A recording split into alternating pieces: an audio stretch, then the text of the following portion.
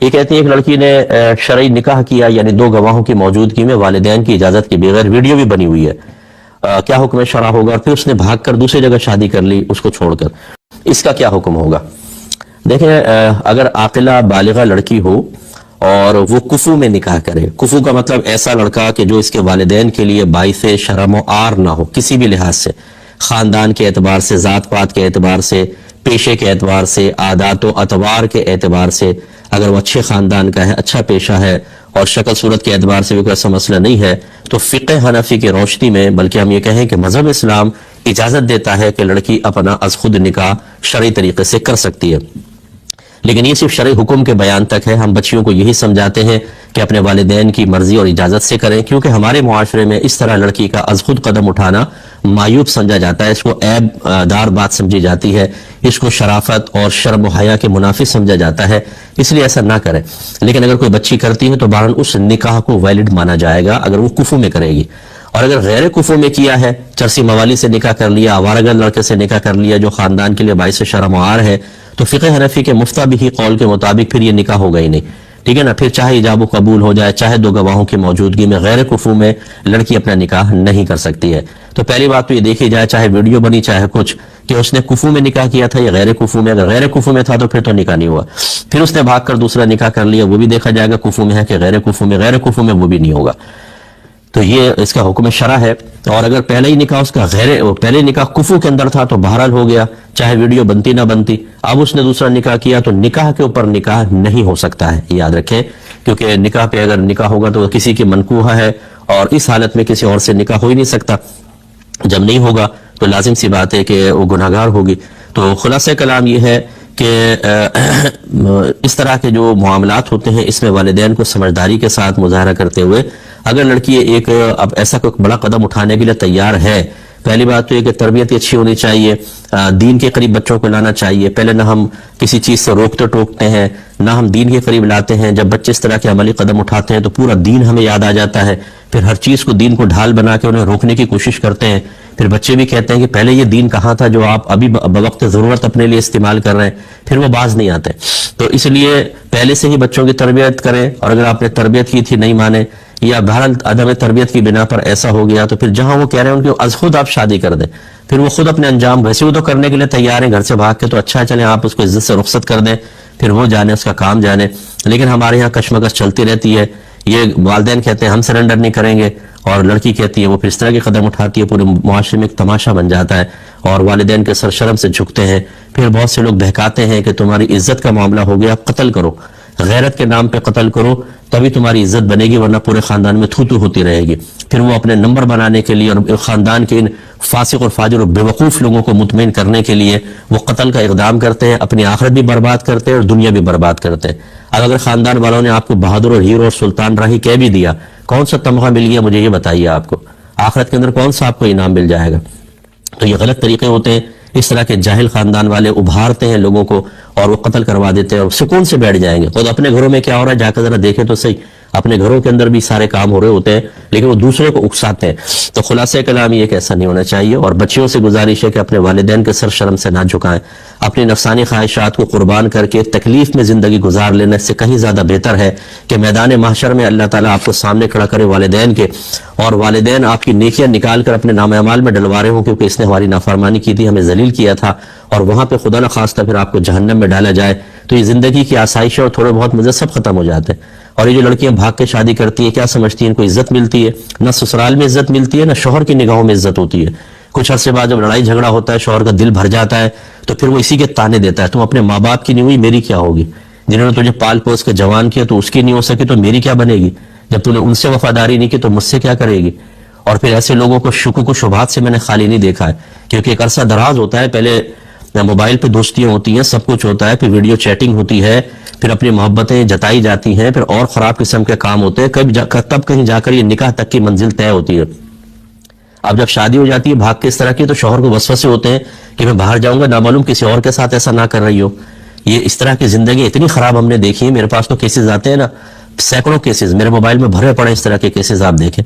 تو پھر یہ سمجھنا کہ نارمل لائف گزار لے گی لڑکی، کبھی بھی نہیں ہو سکتا. جتنی بچیاں ہمیں سن رہی ہیں، خدا را یہ غلط قسم کے قدم اٹھا کر اپنے لیے آسائش اور سکون کی زندگی تلاش کرنے کے برے خواب دیکھنا چھوڑ دیں. ان کی تعبیرات کبھی اچھی نہیں ہوتی. اپنے ماں باپ کی عزت کریں، احترام کریں، اور ایک لمحے کے لیے آپ کو ناپسند آ رہا ہے نا، کوئی بات ہے، اپنے ماں باپ کا کہنا مان لیجئے، اور اللہ تعالیٰ سب بہتر کرے گا. رشتوں میں برکت اللہ تعالیٰ رکھتا ہے، اس طرف آپ مائل ہو. یہ جو آوارہ قسم کی لڑکیاں بعض اوقات کر رہی ہوتی ہے، جیسے اب یہ بچی دیکھیں، ایک سے کیا اور پھر خود ہی بھاگ کے دوسرے سے کر لیا. یعنی اس کی کوئی زندگی ہے؟ آپ بتائیں، اس کی کوئی عزت اور ویلیو ہوگی؟ تو اس طرح سے کوئی ویلیو نہیں بنتی ہے آدمی کی. خاندان بھر میں تھوتو ہوتے رہے گا، مختصر سے زندگی، ساری زندگی لعنت ملامت، تھوتو، یہاں سے لعنت، وہاں سے ملامت، اور مر گئے. کیا فائدہ ہوا اس زندگی کا؟ اس لیے پرسکون زندگی کی تلاش کے لیے اپنے ماں باپ کا ادب احترام کرتے ہوئے شرعی طریقے سے سارے معاملات کریں. تو بہن نے کہا کہ اگر کسی کی تلاوت ٹھیک نہیں تھی، یعنی تجوید وغیرہ نہیں آتی تھی، تو سابقہ زندگی کی نمازوں کا کیا حکم ہوگا؟ دیکھیں، اچھی طرح بات سمجھ لیں کہ اگر کسی کو تجوید نہیں آتی تو اس کا مطلب یہ نہیں ہے کہ اس کی نماز ہی نہیں ہو رہی. اس کا مطلب یہ نہیں ہے کہ اس کی نماز میں ضرور کوئی ایسی غلطی ہوئی ہوگی جس کی وجہ سے نماز فاسد ہوئی ہے.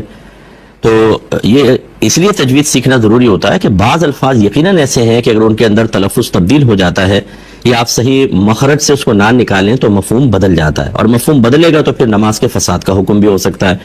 اور چونکہ سابقہ زندگی میں نہیں پتا ہوتا کہ کس رکعت میں کون سی سورت پڑھی ہیں، کون سی آیات پڑھی ہیں، اور ان میں واقعی کوئی معنی کا فساد ہوا تھا یا نہیں ہوا تھا، اس لیے میں تو اسی پر فتویٰ دینا پسند کرتا ہوں کہ آپ اللہ تعالیٰ کی بارگاہ میں توبہ کریں اور سابقہ زندگی کے نمازوں کو لوٹانے کی کوئی ضرورت نہیں ہے. اب آئندہ کے لیے آپ صحیح لاہ عمل اختیار کریں کہ آپ کسی سے تجوید سیکھیں. ہمارے ٹی وی پہ پروگرام آتے ہیں، یوٹیوب پہ بھرے پڑے ہیں تجوید کے پروگرام، وہاں سے آپ سیکھیں، یا کوئی اچھا ٹیچر اگر پڑھانے والا ہے تو ان سے آپ سیکھیں ضرور. اور اس دوران جو آپ کی نمازیں ہوں گی انشاءاللہ ان میں کوئی غلطی ہوئی بھی تو اللہ تبارک و تعالیٰ کی رحمت سے امید ہے کہ وہ درگزر فرمائے گا، اور اپنی تصحیح کرتے رہیں. اس کے باوجود بھی بہت سارے لوگ ایسے ہیں، آپ گاؤں کے گاؤں بھرے ہوئے ہیں، شہروں کے اندر میں جانتا ہوں، ہم لوگ چونکہ پبلک میں کام کرنے والے ہیں، جن کو تجوید کا شعور ہی حاصل نہیں ہے اور نمازیں پڑھ رہے ہیں. تو کیا ہم یہ کہیں کہ تمہاری نمازیں نہیں ہیں، بیکار ہیں نمازیں؟ یہ ضرور کہیں گے کہ آپ تجوید سیکھیں، لیکن اگر کسی کو شعور حاصل نہیں ہے اور وہ ویسی نماز ادا کرتا چلا جا رہا ہے تو یہ اللہ کی مشیت پر موقوف ہے، وہ چاہے تو قبول کرے چاہے تو رد کرے. اگر مجھے تجوید آتی ہے تو کیا مطلب میری نماز ضرور اللہ کی بارگاہ میں قبول ہوگی؟ یہ بھی تو مشیت الہی پر ہی موقوف ہے نا. اللہ چاہے تو میری نماز کو قبول کرے چاہے تو رد کر لے. لیکن بہرحال کہنے کا مطلب یہ ہے کہ شرعی تقاضے پورے کرنے چاہیے. آپ تجوید ضرور سیکھیں، لیکن اگر کسی نے تجوید نہیں سیکھی تو اس کو اتنا مایوس نہ کر دیں کہ وہ نمازیں پڑھنا ہی چھوڑ دے، یا اس پہ ایک مایوسی کا اتنا غلبہ ہو، وہ ڈپریشن کا شکار ہو جائے کہ میری تو 40 سال کی نمازیں ضائع ہو گئی. ہم بعض اوقات کسی چیز کو اس انداز سے بیان کرتے ہیں کہ سامنے والے کے دل میں شدید مایوسی پیدا ہوتی ہے اور وہ بیچارہ بعض اوقات عبادات سے دور ہوتا ہے. قریب لائیں، اللہ اس کے رسول بڑی وسعت عطا فرماتے ہیں، قریب لائیں، تجوید کی ترغیب دیں، مایوس نہ کریں. ایک کو ایسا نہیں کیا تھا کہ گھر پہ اگر جب ہم فاتحہ پڑھنے کے لیے جاتے تو ہم کس طرح کھڑے ہوں، کعبۃ اللہ کی طرف رخ کریں یا کعبۃ اللہ کی طرف پیٹھ کریں؟ دیکھیں، جو علماء نے طریقہ لکھا ہے وہ یہی ہے کہ ایک تو آپ پائتین کی طرف سے آئیں، سرہانے کی طرف سے نہ آئیں، کیونکہ مردے کو مڑ کر دیکھنا پڑتا ہے. جب کوئی آتا ہے نا تو وہ مڑتا ہے، دیکھتا ہے، تو اس کو اذیت اور تکلیف ہوتی ہے. تو پاؤں کی طرف سے آئیں اور اس طرح کھڑے ہوں کہ اس کے سینے کے سامنے ہوں آپ 4 قدم کے فاصلے پر، اور آپ کی پشت کعبۃ اللہ کی طرف ہو. اس طرح کھڑے ہو کر آپ فاتحہ وغیرہ پڑھیں. اور عام قبور کے اندر تو یہی ہے، لیکن مزارات کے اندر بھی یہی ہے کہ آپ یہ نہیں ہے کہ آپ جا کے قبروں کو چومیں، ان کو چھوئیں 4 قدم کے فاصلے پر. یہ ہمارے اکابرین نے لکھا ہے، ہم ان اکابرین کی تعلیمات کو رد کر چکے ہیں. مزارات پہ جاتے ہیں، حد سے آگے گزرتے ہیں، بے ادبی کا مرتکب ہوتے ہیں، اور پھر تنقید کرنے والے کو حق حاصل ہوتا ہے کہ وہ آپ پر تنقید کرتا ہے. اسی طرح روضہ رسول پر آپ جائیں تو جالی کو ہاتھ لگانا، اسے بوسہ دینا، یہ ہمارے اکابرین نے بے ادبی لکھا ہے. اتنا قریب نہ جائیں، 4 قدم کے فاصلے پہ کھڑے ہوں. کیا یہ کم ہے؟ کرم کے سرکار نے آپ کو بارگاہ میں بلایا ہے تو دور کھڑے ہو کر ہی فاتحہ پڑھنی چاہیے. یہ کہتے ہیں کہ بیماری میں اگر قصیدہ بردہ شریف پڑھا جائے تو کیا بہتر ہے، اور اگر خود نہ آتا ہو تو کیا کریں؟ دیکھیں، کہیں یہ حدیث میں تو بات کی ایجاد ہے، تو اس لیے کہیں یہ حدیث میں نہیں ہے کہ اگر آپ قصیدہ بردہ شریف پڑھیں گے تو آپ کو شفا حاصل ہو جائے گی. باقی یہ کہ اللہ سے اگر آپ حسن ظن قائم رکھیں کہ اللہ تعالیٰ میں برکت کے لیے یہ اس پہ اچھے کلماتیں پڑھ رہا ہوں تو اس کی برکت سے مجھے شفا کاملہ عطا فرما دے، تو اس میں کوئی منع بھی نہیں ہے. لیکن ایسی کوئی حدیث فضیلتیں چونکہ بیان نہیں ہوتی، اس لیے اس کو ایسے یقین کے ساتھ پڑھنا کہ یہ بعض کہتے ہیں یہ پڑھ دو شفا مل جائے گی. آپ کو کیا پتا؟ کیا آپ کو علم غیب حاصل ہے؟ یہ تو نبی بتا سکتا ہے. آپ یہ کہہ سکتے ہیں کہ پڑھیں، امید ہے کہ اللہ تعالیٰ کرم فرما دے. امید والی بات آپ بالکل کر سکتے ہیں، یقینی بات نہیں کرنی چاہیے.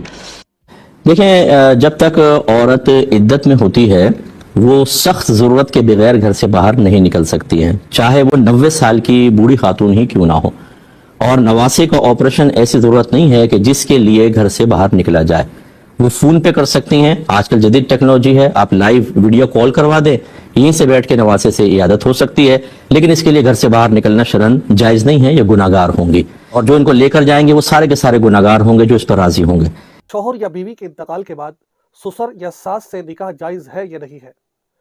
ایک بھائی پوچھنا یہ چاہتے ہیں کہ اگر بیٹے کا انتقال ہو گیا ہے تو کیا اس عورت کا جو سسر ہے یا پھر جس کا انتقال ہوگا اس کا باپ اس بہو سے اپنی بہو سے نکاح کر سکتا ہے کہ نہیں کر سکتا؟ یا پھر کسی لڑکی کا انتقال ہو گیا ہے، اب وہ جو لڑکی کا شوہر ہے وہ اس لڑکی کی ماں کے ساتھ نکاح کر سکتا ہے کہ نہیں کر سکتا ہے؟ ٹھیک ہے، یعنی کہ سسر کا بہو کے ساتھ یا پھر داماد کا ساس کے ساتھ نکاح جائز ہے کہ ناجائز ہے؟ دیکھیں، شوہر کے انتقال کے بعد سسر بہو کے ساتھ نکاح نہیں کر سکتا۔